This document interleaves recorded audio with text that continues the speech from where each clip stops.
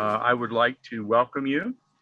We are doing a recorded grand Zoom call. We're calling it a summer series, and we're doing it to promote the GHS and to provide programming for our members. And we're doing it to promote the Golf Heritage Society National Meeting, which will occur in the greater Pittsburgh area in late September and early October. On September 30th, we'll play golf twice at a country club on the 29th of September at Totter Ridge. And it's a great little course. And people will play hickories. They'll play classic clubs and they'll play moderns. We call that concept heritage golf.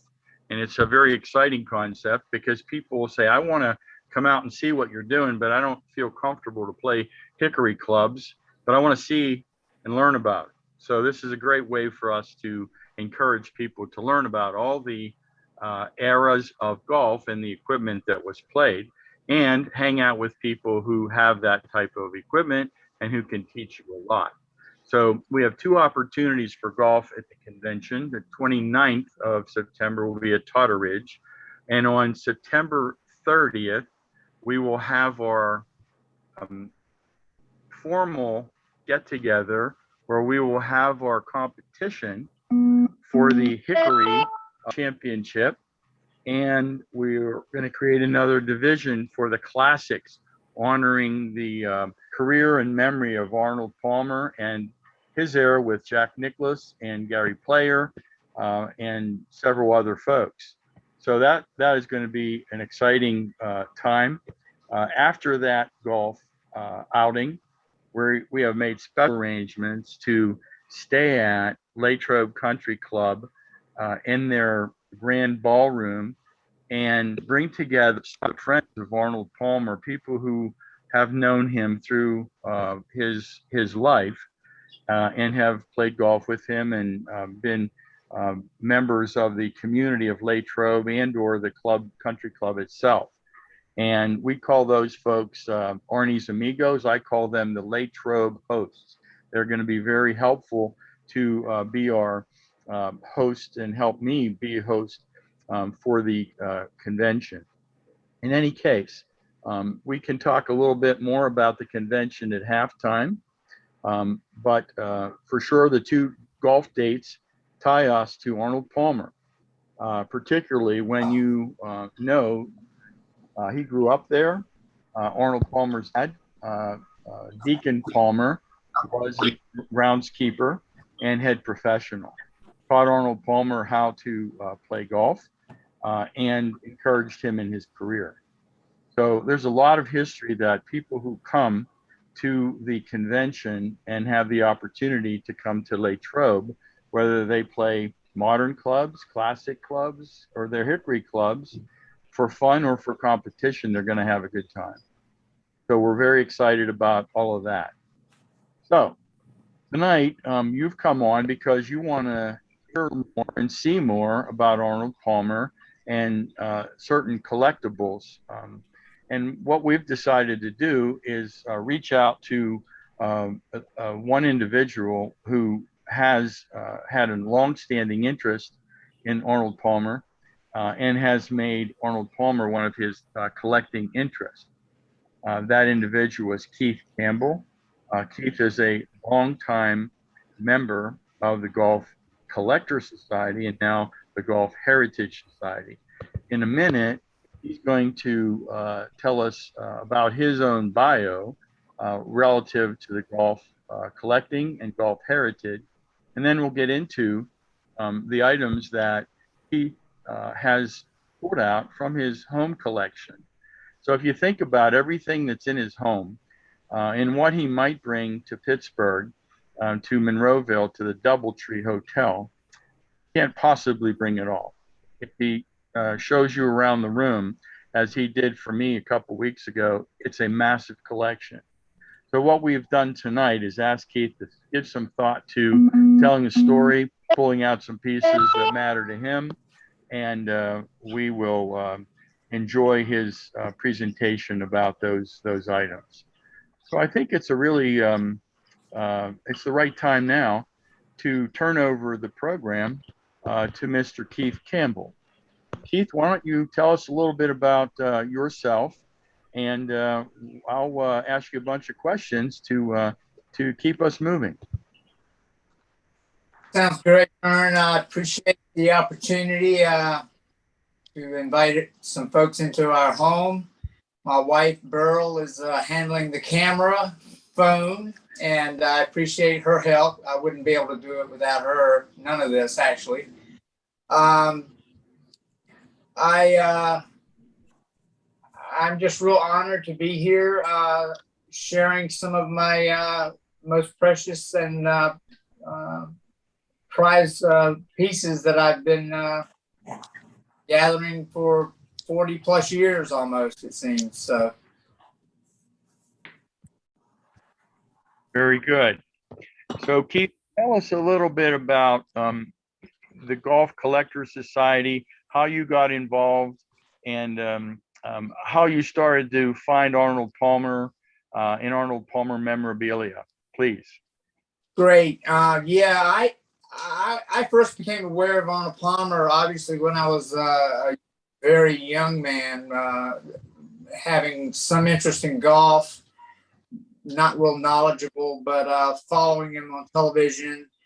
Later in life, when I was a teenager and early 20s, I began to, even though I had relatively long hair and I knew Mr. Palmer's disdain for long hair, I would always pull my hair back. And I was from the Pinehurst area, a small town about 20 miles away, and first started going up to Pinehurst and the Old World Golf Hall of Fame, and following Mr. Palmer whenever he would come up there to tournaments, and Sageville Country Club in Greensboro. But my first involvement with the Golf Collectors Society, back in the old days, we used to get the Sunday newspaper, and I would go through one ads every Sunday looking for yard sales and anybody selling golf stuff. And I happened to see a very small little article in the one ad saying golf yard sale. And I thought, that's interesting. And I was on my way to play golf, and I happened to call that number. It was at Lake Norman, North Carolina, not far from here. And I called the guy, and it happened to be Jim Dreyer, a former Golf Collectors Society president, of course. I didn't know that at the time. And I said, yeah, I saw your ad in the one ads, and it said you're having a golf yard sale. He goes, are you looking for junk, or are you looking for good stuff? And he didn't say junk. And I said, well, I'm looking for good stuff. He goes, well, don't come to the yard sale. Stop by after you play golf. I'll show you around. Unbelievably, he invited me, him and Judy, God bless her, invited me into his house and took me upstairs. And for 3 or 4 hours, I took a tour, spent a lot of money, bought a lot of stuff. He gave me a little flyer, and I ended up signing up. And I've been a member ever since, and I've loved every moment of it. So, and of course, collecting Arnold Palmer stuff has been a constant with me for decades now. And that's how it kind of all started for me. Keith, thanks for that. Those past presidents, they have a way of never stop recruiting, Jim Nick and Bob Geddes on the line. They're going to buy you a cup of coffee, but you're going to sign up for a 5-year and a sponsorship. You can believe that. Sounds good. That's great. So Keith, when we did the Zoom 2 weeks ago, we were going to do a 5-minute practice. It turned into 25 minutes, and it was great fun. You wandered around the bathroom first, and then out and around.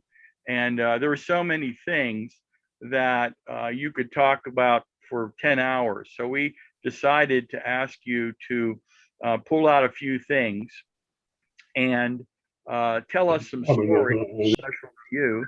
And they're Arnold Palmer collectibles. So why don't you get started and point out a few things and tell us what it is and why it's important. Okay, thanks. I just, as you said, it's very difficult in our house. And like I said, my wife is an angel. She lets me put my stuff everywhere, as you mentioned, including the bathroom. That's not a story I talk about a lot, but there it is.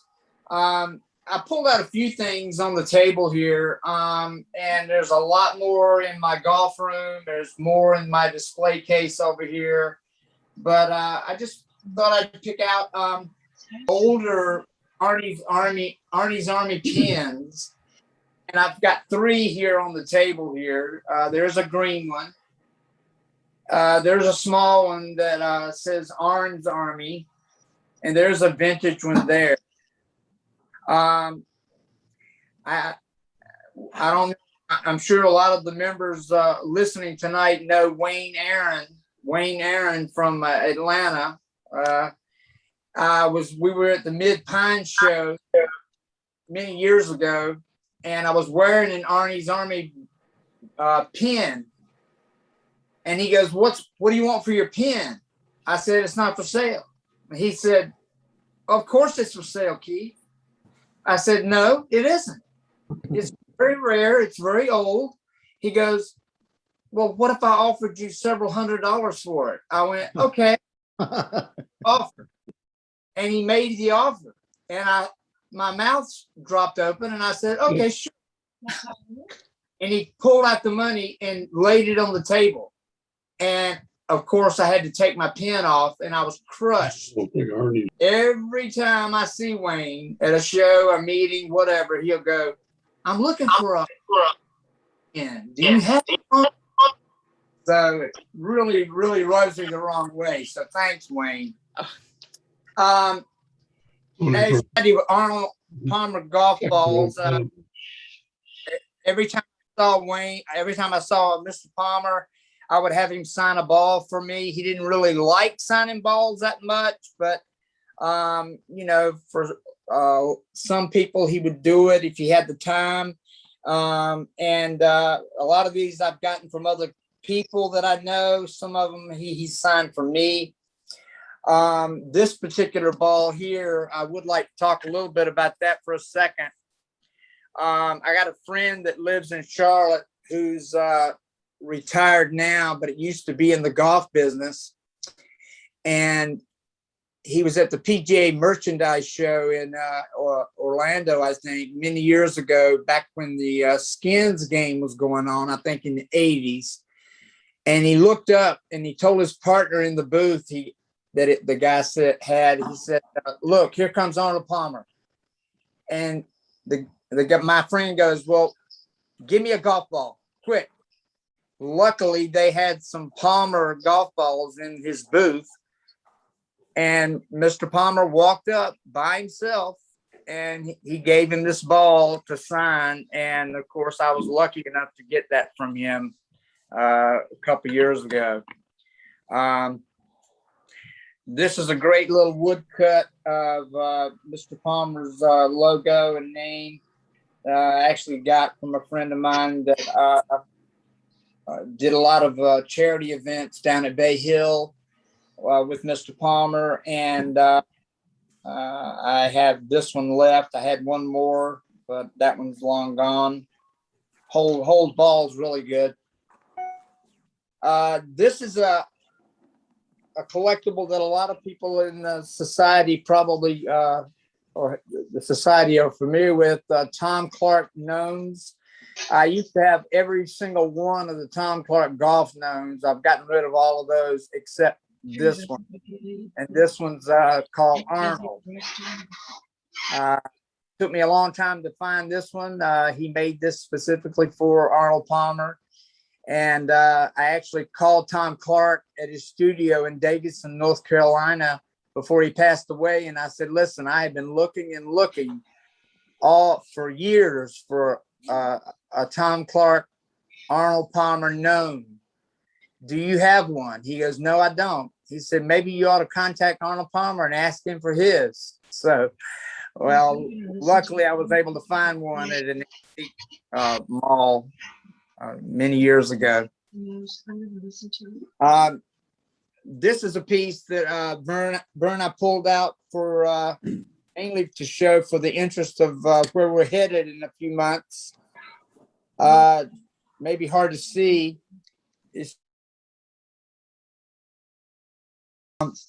Let me show this if I could. This is a piece I picked up at the Dayton show several years ago. The kind of hard for me to see it. I know. There.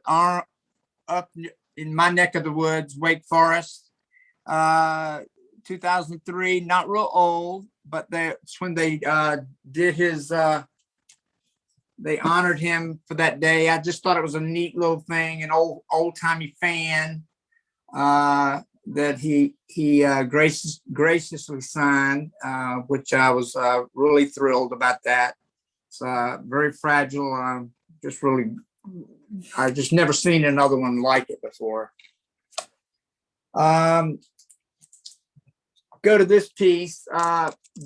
This is another thing that means a great deal to me. Of course, everybody's familiar with the 1995 Open, famous picture of Mr. Palmer on the bridge. And of course, these press badges or press armbands were given out to the press. I was able to obtain a large collection of Furman Bisher from the Atlanta Constitution newspaper, a lot of his estate.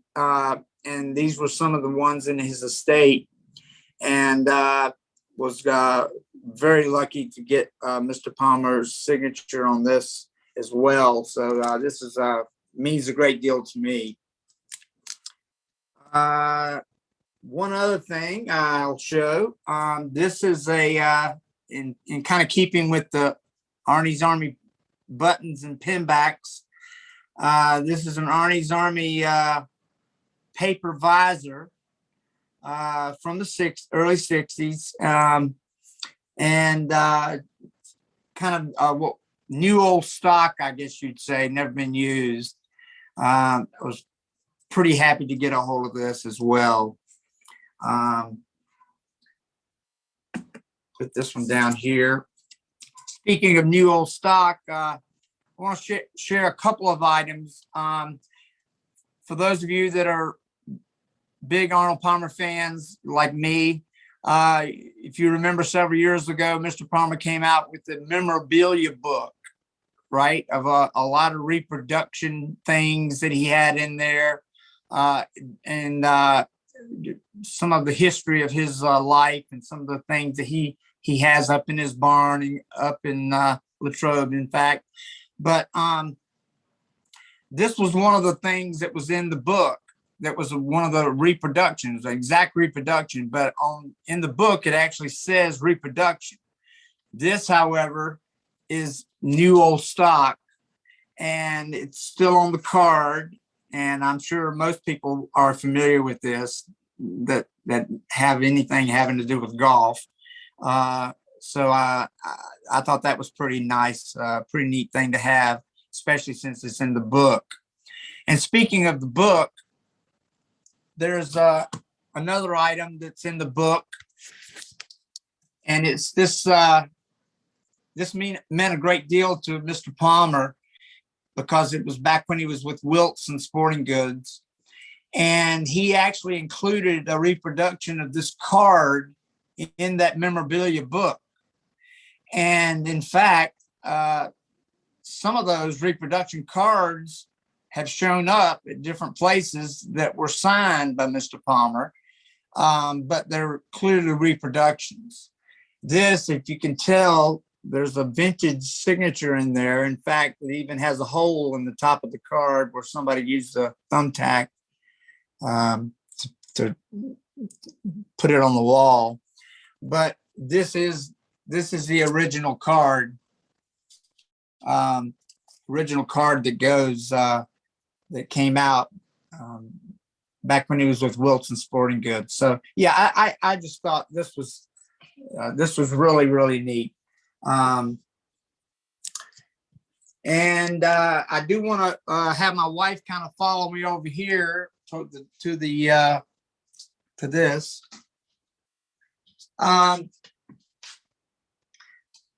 For those of you that watched the St. Andrews documentary on the Golf Channel about a week ago, it was wonderful, actually.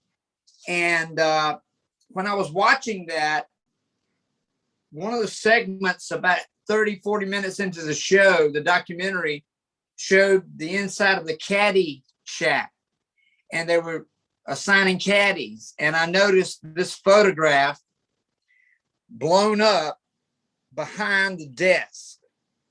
As you can see, it's Arnold Palmer and his caddy Tip Anderson in one of the first opens that Mr. Palmer played in. And for years, I wanted to get this original wire photo, and this photo came from the UK. It's a wire photo from the UK. And for years, I kept meaning to get Mr. Palmer's signature on this, but I was never able to do it. And luckily, I got contacted by a gentleman from the UK and said that he had not only Mr. Palmer's signature, but Tip Anderson's signature. And he mailed me the program, and it includes Tip Anderson, of course, and Arnold Palmer's signature. And I had it matted and framed, and it hangs in my golf room. So I'm pretty happy about that one. So what we thought we would do, Keith, is give you a second to catch your breath. And since it's a relatively manageable crowd of about 15, I thought it would be interesting and fair to see if someone wanted to jump in with one of their collectibles if they have it on hand. Is anybody prepared to do that and give Keith a breather here?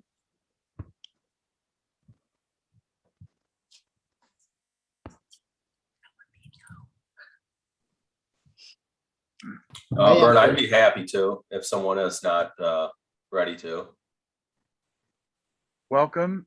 Thanks. Not everybody knows who you are. So each time we're going to ask you to introduce yourself and where you're from, and if you know how long you're a member, and that sort of thing, and then have at it. Okay. My name is Eric Lucy. I'm from Dubuque, Iowa, right where Iowa, Illinois, and Wisconsin intersect on the Mississippi River. And I think I joined the society, I want to say around 2011. And I primarily focused almost 100% on Masters or Augusta National memorabilia. And I have my cornerstone of my collection is I have all the badges going back to 1934. And I took a chance I thought, I wonder if I could get any of these signed. So I took a chance and got a hold of Arnold Palmer's office and talked to the gal there. And she said, sure, go ahead and send them in. And so he was kind enough to sign, I don't know if you can see these or not, but all four of the badges from the year he won, 58 and 60, and then of course 62 and 64. And that got me started on getting other players to sign the badges of the years that they won as well. So that's Arnold Palmer he's always a beloved gentleman. And of course, I thought tonight I would have a Kettle One in his honor while we were, gathering together. And my family's all out of town. I've got the place to myself, so I'm not driving anywhere. So,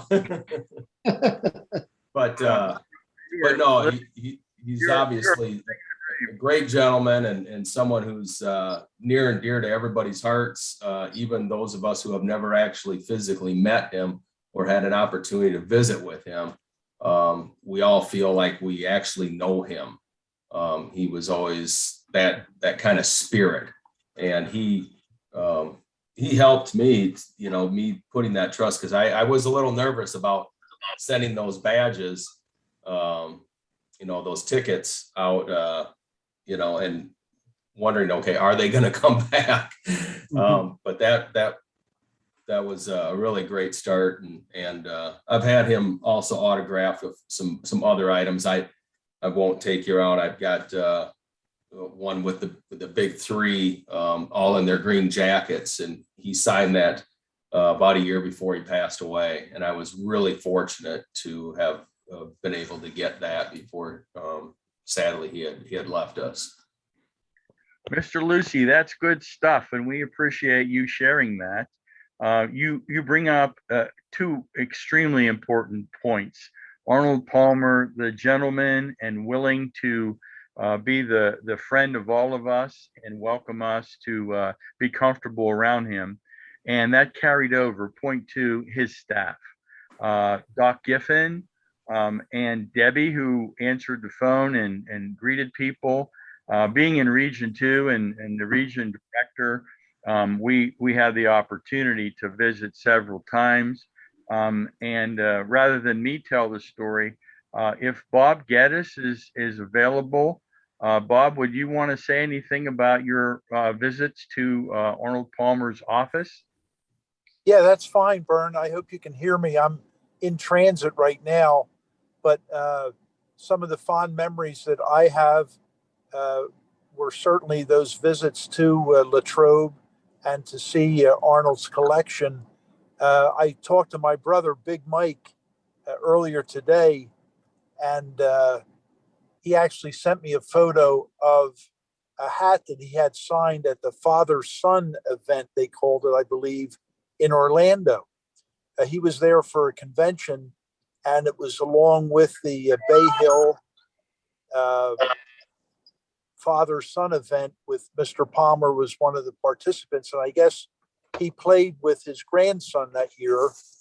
And at the end of his round, he was, talking to the crowd, and Mike said that, and Mike's a big guy. He said the crowd was really a large crowd, and some people in the front were asking for autographs, but then Mr. Palmer was going to move on. And of course, Mike's a pretty imposing guy, and he's not shy. He reached up, he held the hat, and he said, "Mr. Palmer," he said, "I just had a chance to visit your site in Latrobe." And Arnold sort of parted the crowd, came over to my brother and signed his hat. So my brother was thrilled about that, of course, and it's probably one of his favorite collectibles. That's great. Great story. Great story.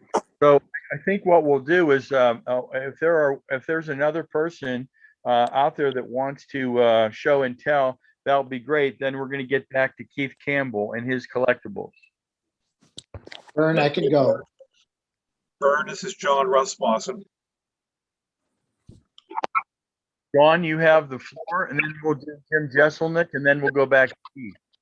Okay, real briefly, I'm one of the Arnie amigos, and I was lucky enough over the decades to get to know Arnie quite well and just consider him a friend and a mentor and inspiration to me. And I've been involved collecting a few years back, well, years ago, but mostly things that sort of were personal, that from being in contact with them. But one thing I want to share with you, back around 1998, I started to get good enough that I was in the championship flight at Latrobe Country Club. And my favorite clubs at that time were the Palmer persimmon clubs, densitized persimmon. And I'm not sure if you can see this. Can you see this? Mm-hmm. Again.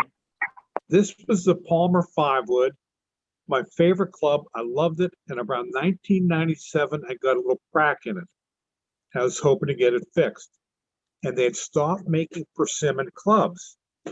So Randy Bissey, the pro at Latrobe Country Club, contacted the factory. And they weren't making them any longer. So when they made this 5-wood for me, it was the last one ever made in the Palmer factory. I'm going to try to show it. I'm not that good with these phones, but Can you see that? Mhm. Yep. This was the last one made. When I finally stopped using them and went a little more conventional, I had it refinishing gripped. I'm going to try to show the signature. Arnold signed it for me.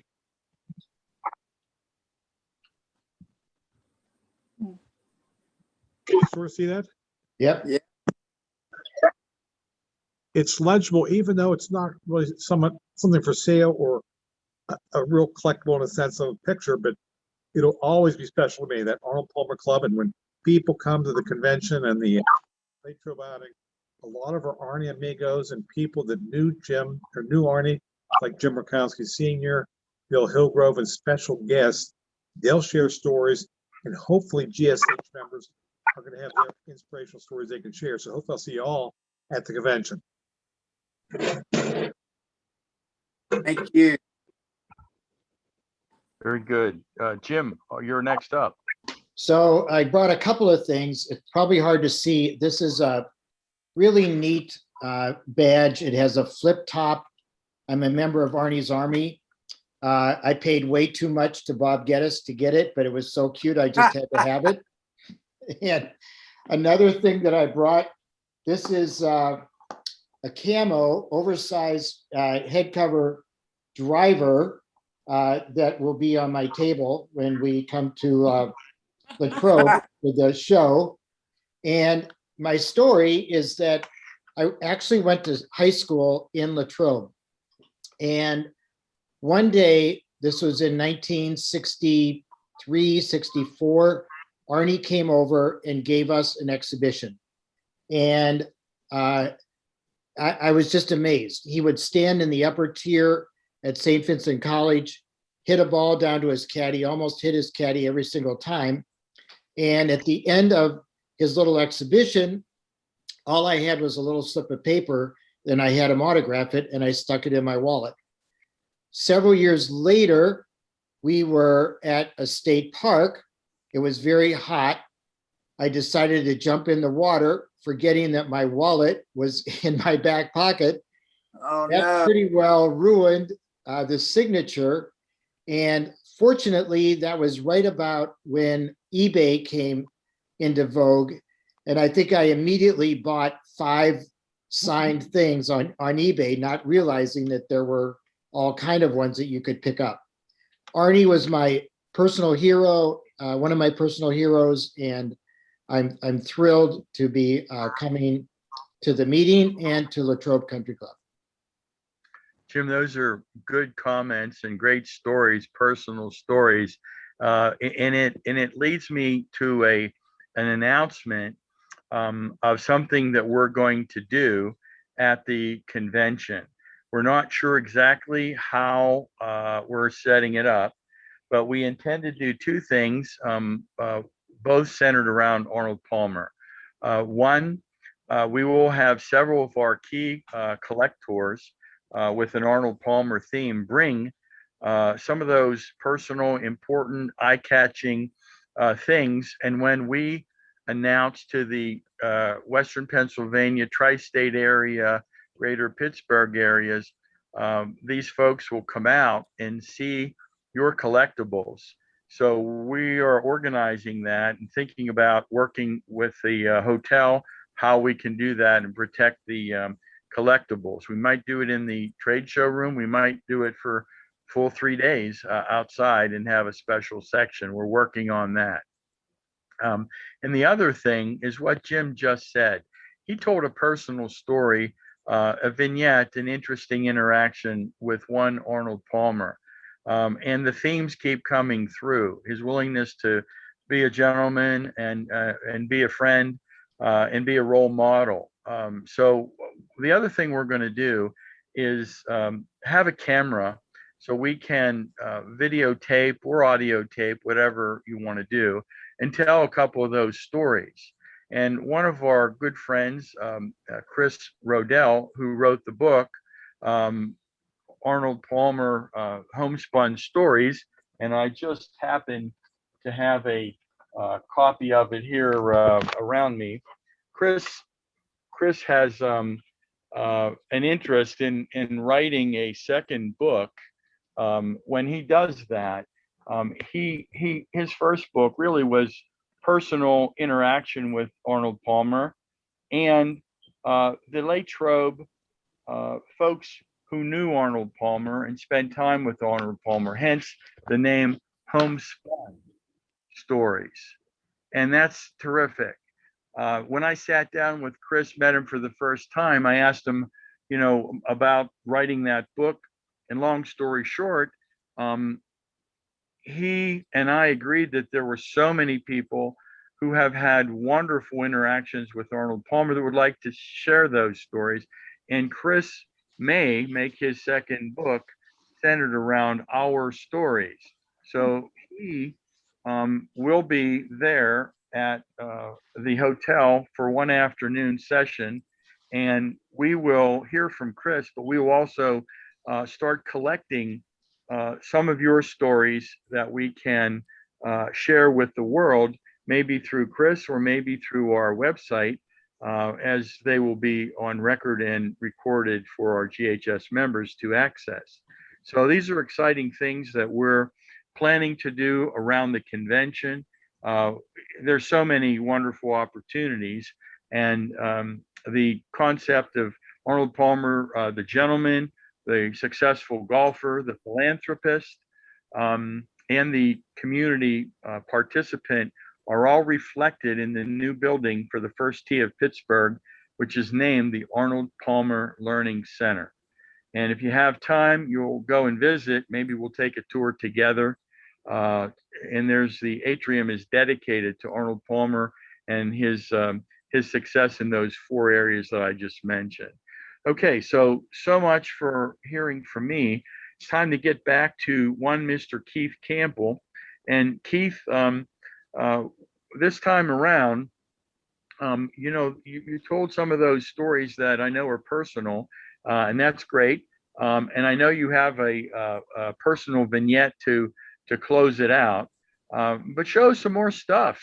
Show us some of your favorites. We just love what you're doing for us. Thank you very much for being here for us, Keith. Oh, I'm loving every minute of it.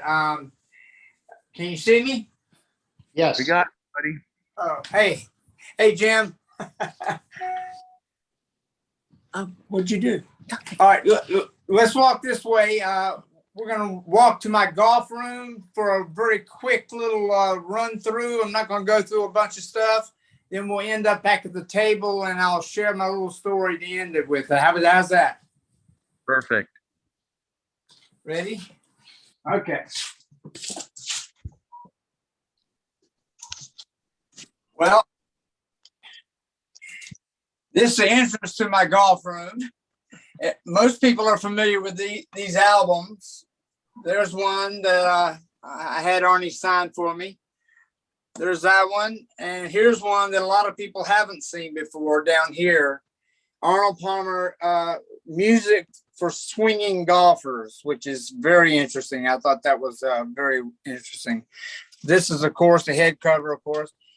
And that's from his service, memorial service.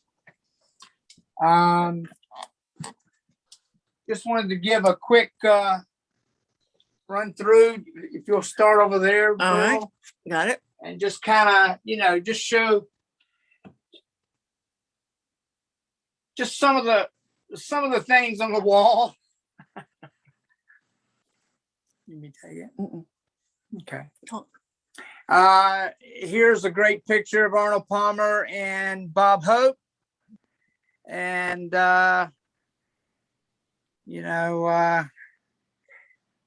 over here, this picture here in the corner, I used to love to go down to Augusta every year and take pictures and on the practice rounds and then come back and get them blown up.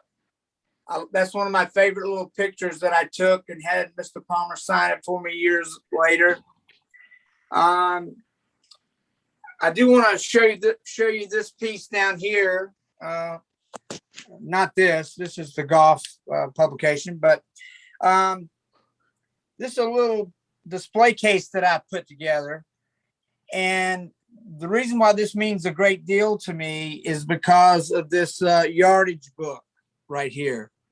and it's from 2004.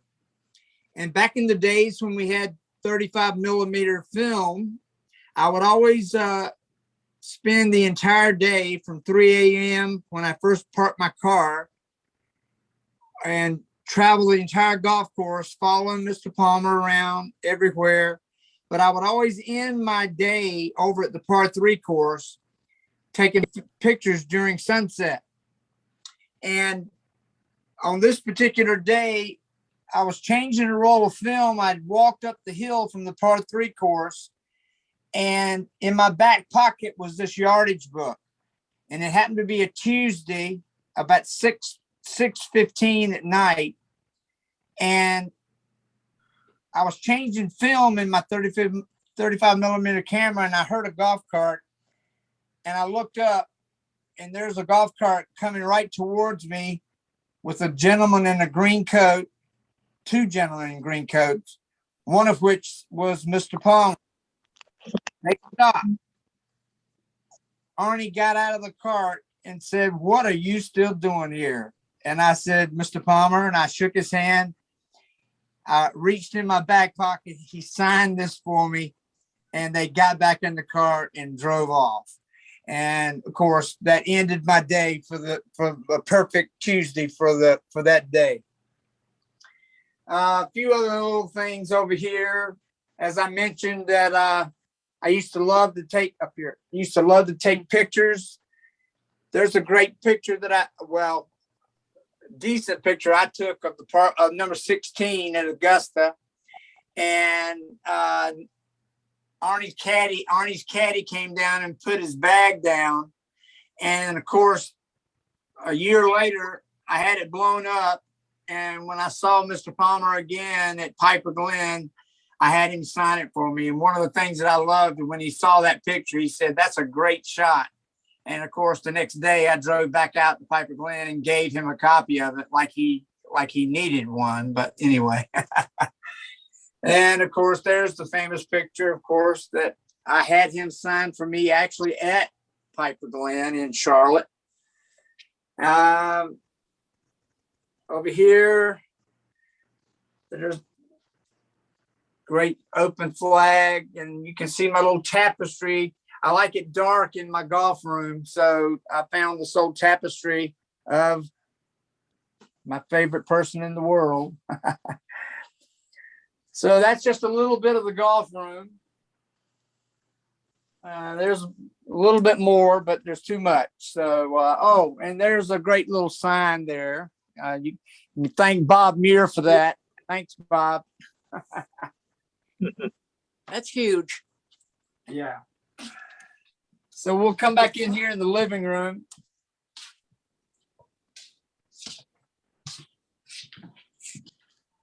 Now, and Vern, I appreciate it. This has been a joy for me, and I would like to end on one note. Let me show this picture here, Burl. I just mentioned going out to Piper Glen, TPC Piper Glen in Charlotte, an Arnold Palmer design golf course. And I used to meet him out there for years and followed just him around. And it happened to be the last year that he was going to play in the tournament. And I met him out there that morning and had my picture taken with him. Him and Doc Giffen pulled in the parking lot. Arnie signed a couple items for me. I never bombarded him, but I always gave him a few things. Always used to paint him a hand-painted card. He always enjoyed that. And had my picture taken with him. I was thrilled. And, the next day I went back to Ecker's Drug and had it blown up and had it blown up into this picture. He signed it for me. And then he went off to play his last round at Piper Glen. That's where this hat, if I can show this again, that's where this hat comes in, Vern. If you can see me wearing this hat, that was in the morning. Well, I was still wearing that hat the final day. And Arnie and Arnie was playing the last day. He wasn't playing very well. It was about 90 degrees. And I knew he wasn't playing that well, but who cares? I mean, it's Arnold Palmer. So he put it out on 18 at Piper Glen, if I'm not mistaken, for like an 82 or an 83, something like that. And the crowd just was going crazy, clapping. I walked away and walked up the locker room on the steps to the locker room and just stood there. And I had this hat on. And I looked at my watch, and almost 50 minutes later, he finished signing autographs and walked very wearily and tired toward the steps where I was standing at the top by myself. He walked up the steps. His visor was off. He was sunburned. He took one look at me, and I got a little choked up. I stuck my hand out. He reached up on his collar and took his little umbrella pin off, put it in my hand, reached up on my head, and kind of roughly took this hat off, took his pin off, and signed the bill of this cap. I didn't ask him to. That's just the kind of person he was. And put it back on my head. And I told him I loved him. He went inside. The clubhouse didn't speak. And I just went down the steps, went back to my car, and started crying. Well, in my opinion, that's the kind of man he was. In my opinion, that's the kind of man he will always be. I've got nothing but fond memories of this man. So I look forward to being at Latrobe again. It's been a long time. Look forward to being up there and seeing everyone. So, Bern, I really appreciate this. This has been an honor, and thank you very much. Keith, the honor and the pleasure has been ours. Thank you so much for sharing both your collectibles and your passion for the life and times and career of Arnold Palmer. I mean, it's just fascinating. I look forward to seeing what you'll bring and what stories you will tell as we record for the legacy of Arnold Palmer. So everybody should be thinking about that. We have a little bit of time left, if it's okay. If a few more people, let's say 5, if people have a collectible or a story that they would like to tell, we have the time to do it. Bern, this is Bob Geddes. I finally got back home, and I'd like to share one item with the group. And Keith, really, I had a chance to hear all the things you were talking about and see most of them. So as Bern said, fascinating and a real lifelong love of Mr. Palmer. I think many of the people on the call feel the same way. This is something that back in 2008 on June 3rd was the day that the USGA opened up the wing at Far Hills or Liberty Corner. And I got the card. And then as I think Eric said earlier, I was able to send it away to Mr. Palmer to have him sign it. But I know there were several people from our society there that day. So I'm going to bring that with me to Pittsburgh. And it has a little note at the top where it says, "Were you there that day?" And whoever was there, I'd like to have him sign it. So hopefully I'll get some signatures. Hey, Bern, this is John again. Can you hear me? Thank you, John. Go ahead. Keith was mentioning about that memorabilia book that Arnie put out. He has that original. A few years back, one of my nephews found this somewhere, and I think this is the book. Keith, if you can look at it, say. Yep, that's the one. I thought that was it. I was so fortunate over the years to know Arnie, And I'm going to show you what he did for me here in this book. You ready? Yep. Could you see that? Yeah. Oh yeah, definitely. He was incredible way with autograph things. And I want to show you guys something. Maybe no one has seen this much, but Gary Thomas did the bust for the Hall of Fame for football. And he did Right. this original of Arnold Palmer. And I like the way a lot of things you have are signed to you from Arnie. And probably collectors think they're not quite as valuable as if it's just signed by the person. I really like it when it's personalized. And I'm going to show you this picture. This was done by Gary Thomas, who does the bust for the Hall of Fame. And this was an original. Let's see if you guys can see it. I'm not good with these cameras. Oh yeah. That's beautiful. Oh, wonderful. That's an actual charcoal. The original, I made 15 copies and gave it to special people. He signed all the copies. They're black and white. But when Winnie Palmer called me and said, John, Arnie wants to give this back to you because it came from Dante Lavelli. And he says, you want it just signed or personalized to you? And I says, please personalize it to me. So just, again, a memory. Oh, that's wonderful. That is absolutely wonderful. So, John, you bring up a point. Keith said it several times. I had Mr. Palmer, I had him sign it. And the humility of the man, the patience of the man, is part of the story. As I mentioned earlier, his dad was the groundskeeper. And, it was still in the day that the members were separate from the staff. The golf professionals, the course superintendents, all these folks were non-members, and there was a social stratus distinction between them.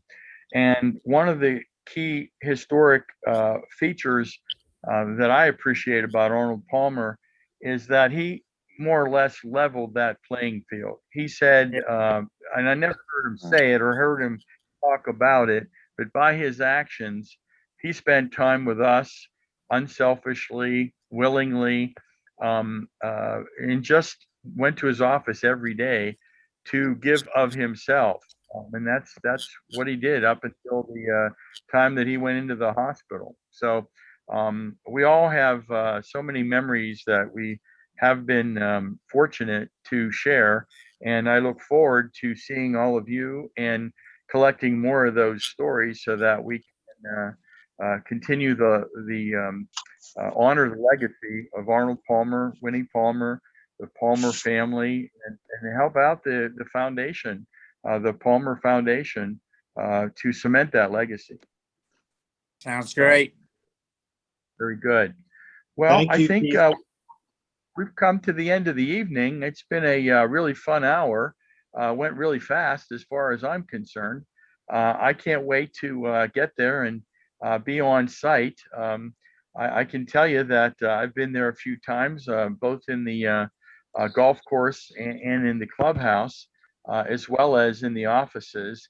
And I won't say any more. I think if you have the opportunity to wander through the clubhouse, you'll get a very important flavor of what I mean.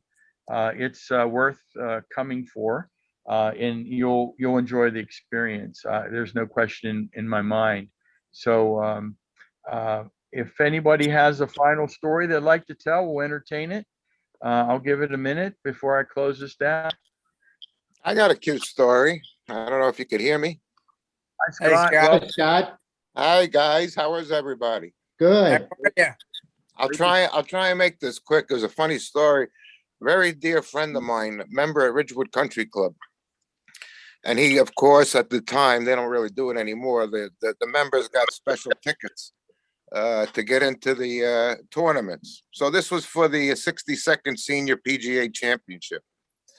Anyway, long story short, he's in the tournament, and he gives me a ticket to get in. So I go in at a different gate, and he calls me on my phone, and he says, when you get a chance, he said, give me the ticket. He said, I want to let somebody else into the tournament.